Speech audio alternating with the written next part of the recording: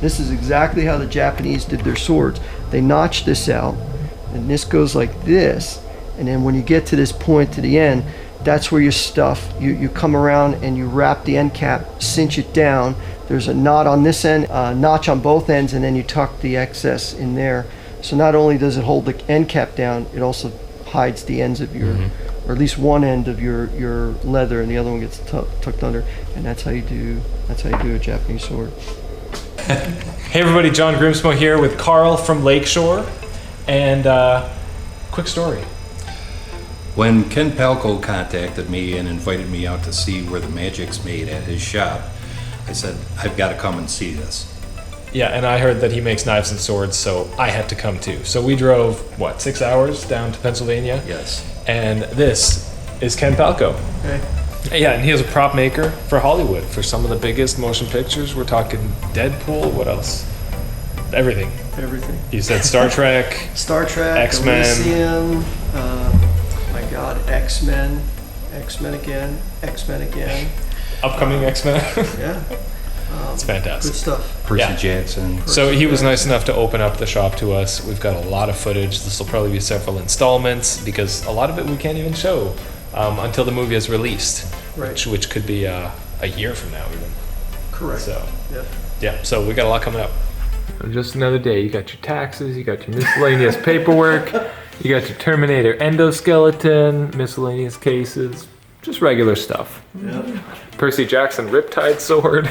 That's all. Yeah, that's the master stuff for the sword from the Sea of Monsters. Yeah, the detail is incredible. Yeah, even the surfacing on the inside.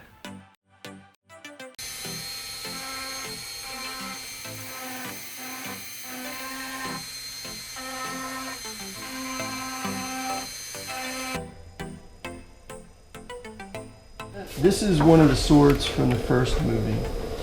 This is one of the screen hero swords. And you can see it's flat, and all they did was they put a bevel on, and it's flat. When they gave me the work and they said, we want to make the sword better, that's what they said, I started researching 14th century, 16th century swords, and I came across this one blade that I really liked. It had a rounded edge, but I kept this because I liked this, so I modified it. But the thing that made it really cool is if you do a cross section, it's not flat. It's only flat. One third of the blade is flat. The rest it curves. It's a convex. Yeah, and on the front too. Okay. And that's how they made swords back then. It was like this. It wasn't like this. Well, it was, but this particular sword it wasn't. So I then catted this sword up, mimicking that, and then I put the groove in it. A lot of people think that's a blood groove. It's actually just, it's a support. It's to make this blade stronger. It's like an I-beam. So I put that in there, and they love it. It came out great. And everything else goes together like a jigsaw, and I have those parts here I could show you. But this is one of the hero swords from the first movie. Is this aluminum? That's aluminum, 70-75 with a rubber handle and aluminum. It's very plain, but we didn't have a big budget on the first movie. We had like 58 million, and Ryan turned 58 million into 800 million. Now you get these other films that say, oh, it took slot number one, it beat this movie out, beat that movie out. Yeah, you spent 180 million to make that movie. You made 800 million. Take 58 million and make 800 million. Right. You just, now that is decent. That's saying something. So, yeah. It was a fun project to work on, and so I to be able to work on the second one was I'm grateful I got to do that, and just not work on it. I got the principal props, I got the swords as guns. I got cables, gun. I mean that's awesome. Good stuff. So this is. Can you define real quick what hero means? So hero is the main actor's main props. It's for all the close-ups. It's the metal version, not the plastic version, not the rubber stunts or the background pieces. Like Star Trek Into Darkness, I did the phasers. There was, you've got hero phasers, which the hero's version that the main actor will use for all your close-ups, all the main interacting that has to do all the bells and whistles have to work and this and that. If the actor's in the background and it's in the holster, it may be a rubber, it may be a plastic static piece. It does nothing. It's just painted. But this is what we consider, this is one of his heroes. And I got this from Archive so that I could get the blade length and the curve right, because in Bushido, when they get the blade length and everything depending on how tall you are and stuff, and with Ryan, he's I think he's 6'2" or whatever, his sword actually should be longer, but the sword's meant to be drawn from the hip. Right. He's drawing it from his back, so the swords have to be considerably shorter, and there's a curve to them, so it's easier to pull them out. I needed to be able to make sure that my blades matched his and not a curve and a length from a waist draw, and that's why I got this here, so it helped out. So my blades, it's same, almost the same width, almost the same exact curve, same length, and almost the same thickness. Same material? Aluminum as well? 70-75. Really? And you don't find a lot of wobble No, in, not with in use or whatever? Not with that's this. No, this is aerospace. yeah. This is this. The reason why you don't use 60-61 for something like this is if I bend this, it's going to stay like Because I've only ever touched 60-61. 70-75. I bend this, it does this. Wow. Aircraft aluminum. Yeah, Huh. that's why. I didn't know that. So, I knew it was better, but 60-61. I bend this, it's going to stay like Right. that. Yeah. But no, there's no wobble with that's this. fantastic. Yep. So these are the parts for the sword, and now you'll see here it's not an anodizing issue. It's because this is all going to be black. We held it there. Yeah. Only thing that's going to be red are these half moons on either That's what's side. going to show. Yep. Then I'll vinyl tape these off. I'll meticulously come in here and cut all this so it's perfect, and then I take it to the bead blaster, hit this to give me a nice satin finish, and then Cerakote gun coat this black. So this will be all black, so this doesn't matter Yeah. to me. That's why we didn't really concentrate on that. I just need the half moons to be perfect. So what are we looking at right here? These are the pieces for the Ryan swords. We named his swords a reference off of the Golden Girls, B. Arthur. One sword's B, the other one's Arthur. And I'm sure there's a joke about that in the movie coming up. yeah. So these are the side pieces, and I'll hack this off and grind it off, because that you need to have a mount point to put it into the tank, which we lost one anyways. So I got to machine another one up and anodize one part, and so now you can see this will go around. Here you can see the cross section. Yep. Is that And- an extrusion? Did you No, I machine machined the this. inside? I saw the paths like that in the inside. And then I polished this and polished it on the wheel and then anodized. This I'm not worried about, because this is going to get taped off, all of this, and I cut all this out, and then that gets hit hard with B-Blast, and then that gets a nice coating, a thick coating in there. This gets filled up with Okay. black. So Any of this machining that you're showing us this is all done your tooling. with Lakeshore Carbide product? Yes. Yeah. Lakeshore Carbide. So, and then this part will come up. Oh, it's the what do you call it? Guard? Yep, this is the guard, and then the blade will come out there. Cool. So I didn't make this black and this red because I wanted it to be offset. I didn't want it to be the same. I also did the process different with finishing this. This I polished. This I just went over with Scotch Brite. This in here, because once it's all done, there's depth there. It's not all looking the same. Yes. And then this will get hit hard with glass and then Cerakote it. So the logo's black, this is all red. Just this is red and this is all black, so it's reversed. So it looks really, really cool. And then the back, and all this I made just like they would on real Japanese swords. So here, what's going to happen here, you'll see all this mark. The reason why you're seeing that is I don't really care about that, because when I I need the lettering to be gold. So they wanted gold lettering, and I had to figure out how I was going to do this. So I'm like, okay, anodized gold, then fill in the engraving with wax or something, Cerakote, then remove the wax, and I've got my gold over black. And it looked pretty good, except your edging was still, you remove the wax. If the wax is not perfect, you get rough edges. That's what it was on the prototype. And you could see I couldn't get a crisp edge. I'm just concerned about the lettering. Electrical tape or vinyl tape over this, go and bee blast all of this. So this is all going to get blended, and then you're not going to see any of this. Cerakote black. Once it's hardened, I remove the electrical tape. I then polish this surface up into 2000 wet sanding, and that is the way to go. I mean, it's so it turned out to look a lot better.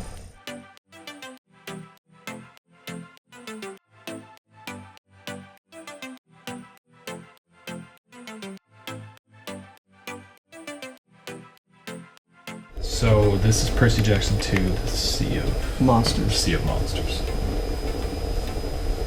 So this is in the hero version. That is the hero. This, Yep. Yeah, you might as well There's just 4 hero plug swords. it right there. Yep. That's one of the hero swords. Wow. It's fantastic. I couldn't imagine Thank you. it out of real steel, like how heavy it would be. Oh yeah. You know? And the reason why this looks really ancient and organic, this looks more tech, is because he has a pen and he clicks the pen and it opens up into a sword and it goes. So I wanted to make it look like that, very mechanical. And if you watch the movie, I will now. even Logan, Logan Lerman, the actor, he doesn't even hold it like this. A lot of times it's more like this. You're always seeing this, and I think they wanted to show that detail. This comes in at about 6.5 pounds. It's made out of bronze, copper, silver, real silver, and aluminum. And so what's cool about the blade is it's pretty complex, to be honest with you. If you run your finger across here like that, you'll feel a spine, or an actual round radius spine that goes all the way up the blade. And not only does it go all the way up the blade, it feathers out as it gets up here. So you've got a spine that's like on an angle like that. So it's got a lot of radius here, and then it tapers and feathers out there. Then it also steps down, step down, step down, step down. Okay? Then it gets so if you were to do a cross section of this, what it actually looks like is it goes like this. Like that.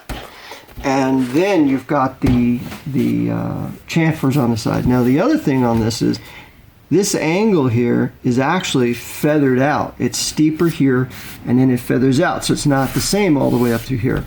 So that so we're getting pretty complex with the geometry. And then after machining this, I came in and I did this edge work, and then it formed the barbs, which are on there. And how'd you do the cutouts? Because they're square corners. If you just run the end mill over that, that's where it's going to stop. Oh, because it's a taper? Yeah. Oh. But if you run your finger got me like there, this, there's those barbs are pretty sharp. So how you get this, how this goes together? Let me talk about how it goes together, because it's pretty ingenious, if I say so myself. You should.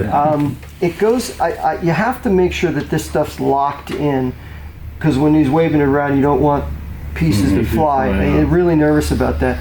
So if you look at the two main shields, the way they go, this aluminum blade comes down, and there's holes in the blade, and it comes down into here. The shields interlock with each other like this, and then they fold down like that, and then you hold it here, and then this hand guard slides up, and then the shields go down inside there. So now that shield's locked, it's not going to open up. Then all these pieces slide on, and then this last copper piece right here goes inside the pommel, and there's a set screw that goes through the aluminum blade and through the other side. The pommel then comes on. There's a little bit of a twist lock over the set screw's head, and it's JB welded in with their steel weld. Wow. And it twist lock using the set screw. So the set screw is so wide that it goes into both sides of the pommel. So it twist locks in, and then it's set. And then this I just JB welded the silver in. And this is Greek for Riptide. That's the name of the sword, Riptide. Wow. The silver tridents is a male and female. They press fit to each other, but they go through the shields and then through the blades and then twist, and then they press fit into each other. And that's how this whole thing goes together. Come on, a press fit through. Wow, that's awesome. It was a very complex piece. This is one of the pieces from Men in Black. That's Dwayne Johnson, one of Dwayne Johnson's hero guns, and from G.I. Joe, and his sword from knife from G.I. Joe. This was my master for a show called Man in the High Castle. This was an award for one of the Nazis winning when they took out the Capitol in Washington. You could see the plume of the smoke plume, and this was pretty, I won't say controversial, I don't know if that's the word, but when I wanted to get these done, cast by a jeweler, I ran into a lot of issues with jewelers did not want to touch this.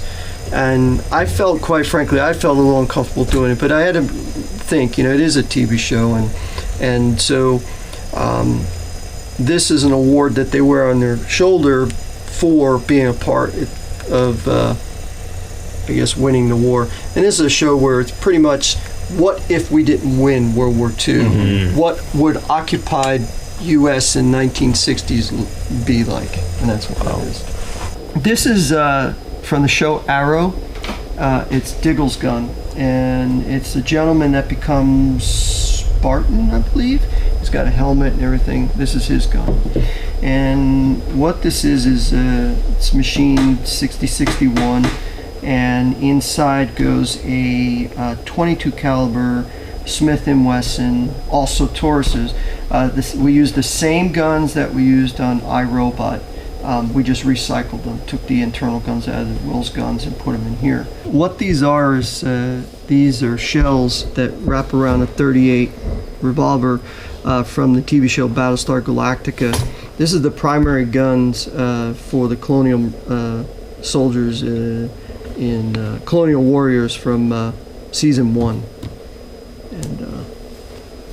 And as you could see, you have to create these reliefs for the gases, because the cylinder to barrel mate, you get a lot of pressure right there, and if you don't have that, you run the risk of the blowing apart.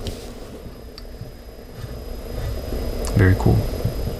The problem with having like being diagnosed with OCD and like the problem with that is when you love mechanical things, you love challenges, you're always screwing yourself. In this industry, doing it fast, doing it cheap, making the money, that's what it's about.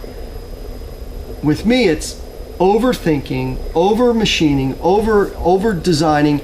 Give them the wow factor so that they come back and reuse you. Yes, absolutely. But you're not making as much money because there's so much work that goes into it. And how often do you challenge yourself just because you had the idea and you're like, I have to try this? Yeah, all the time. Yep. You have to. A friend of mine, actually a boss one time told me, if you want to be successful, you move with change. But if you want to be on top of your game, you want to be the guy, the best of them all, you stay in front of it. And the only way you're going to do that is pushing the envelope, challenging yourself, thinking outside the box, doing what everyone else is staying in the safe zone doing. You step out of the safe zone and you push it. If you're not breaking tools, if you're not dropping, yeah, listen, I know where the flaws are. You don't see the flaws. Totally. A true artist is a professionalism one that can get it right versus the one that can hide his shit and pump it out. That's Yeah, but of course, when you pick it up, you're personally like, don't look at that. Oh, there's part, things that don't look at yeah, that there's part. things that irk me all the time. Totally. Yeah. And how long have you been doing this?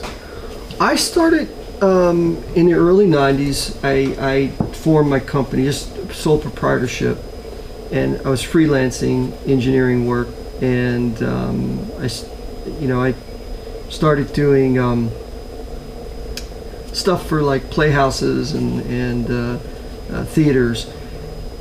And we backtrack, when I get asked, how did you get into this, or when did you get into this? Or I go back to the child, in laying on the carpet and with his hands like this in front of the TV set, watching Battlestar Galactica and Buck Rogers in Space 1999, and that is it. That's what hooked me into science fiction and film, and it never left. And I think that ultimately is what got me into Hollywood. Took me to Hollywood. Along the way, I had many jobs that one of the things I learned was, learn all these different trades and being able to bring all that together and mix it up and be able to take something that's done in this trade and use it for this trade. Yeah. So after a while, 2002, I think it was, I formed Kenny's Custom Props. Just as we're about to leave, torrential downpour.